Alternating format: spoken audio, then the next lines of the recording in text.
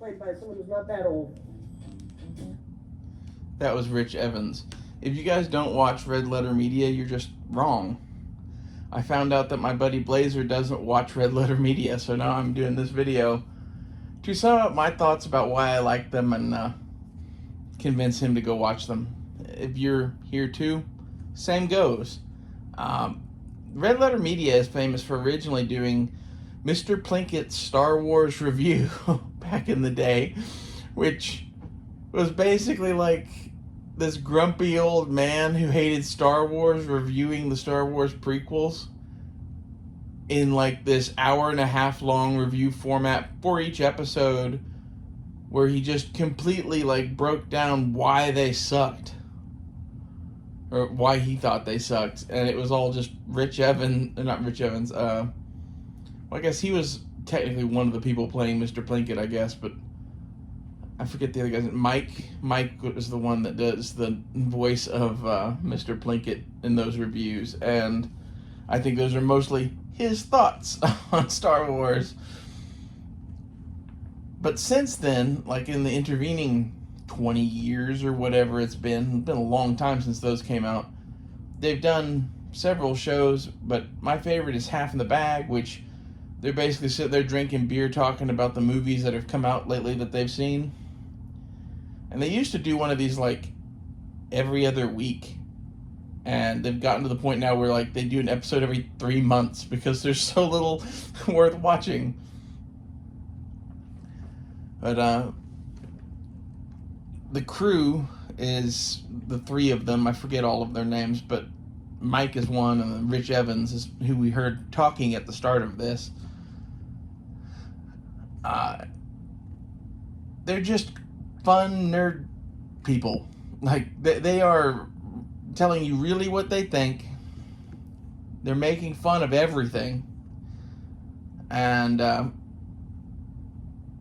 not pulling any punches. It's not something owned by Apple or fucking Disney or some shit. They pretend to be fixing VCRs in a VCR repair shop because that makes sense. You know, it's what, 2023, and I've been collecting VHS tapes out of nostalgia because I can get them for $1. I don't even own a VHS player. Nor do I think there's a VCR repair shop anywhere. Like, I just think that's funny.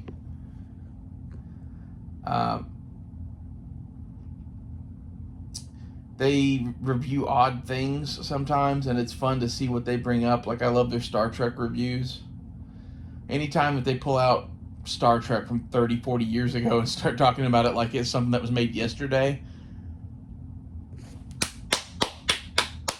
More, please. Just give us more of that. Like, fuck all the rest of this shit. Trying to think about what else I like about their show. They have a thing called Best of the Worst, where basically they put a bunch of movies on like a spinning wheel and spin to see which one they watch, and they're all bad. Like, one of them was, I remember I watched an episode of Best of the Worst once where they watched a women's self-defense handgun training video. Forget the name of it, but it was bad, and you know, saying that is putting it mildly. Like, the other videos that they watched besides that were even worse. I don't even remember what they were. The NRA video stuck out to me, though. It's my favorite video review show on YouTube, pretty much. I can't stand some of the corporatized shit that we're getting now, where like you can tell that they don't say what they really think because they want to keep getting invited to like Disney premieres because they're in California. You don't have to worry about any of that with Red Letter Media. They live in Milwaukee. They only care about beer. Yep. As it should be. You know? The set that they do their shit on is like, there's a couple of different sets, but the main ones are all covered in beer bottles. I don't know if they have like a crapped out house somewhere in Milwaukee that they use for this or something, but probably. If you've never seen Red Letter Media like my friend Blazer, go check it out. They're well worth watching, especially if you like my movie reviews.